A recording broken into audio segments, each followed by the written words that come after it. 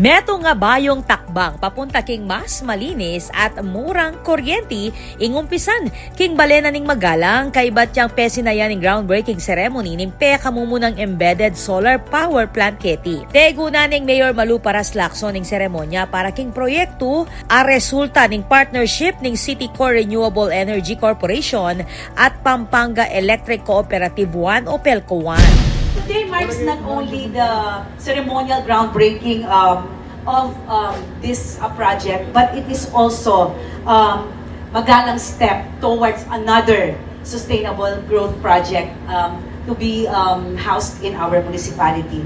We are honored as a municipality to be chosen as the home of this important renewable energy project. So it is a testament and testament of the confidence of investors doing business in Magalang as they share with us the vision of responsible development. Asahan niyang magdaling proyektong bayong investment king Balen kabang susulong ing pamangamit renewable energy bilang alternatibong pikokwanan kuryente. Gumamit siyang embedded solar power plant ning embedded generation o distributed generation. Nung nuka rin ing energy o ing kuryente mabubuuya malapit kareng lugar nung nuka niya iti gagamitan. Kapamilatanan iti mababawas kano ing transmission cost, energy losses king linya ning kuryente at dependency king mas makamala retail electricity. Agpang king alkalde, parti ang proyekto king balaw sa pamanyulong ning meto nga mas matatag,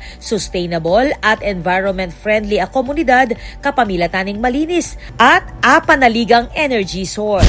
So this project is more than a solar power plant. It is an investment in cleaner energy, a stronger local economy, and a brighter future for every Magalenyo.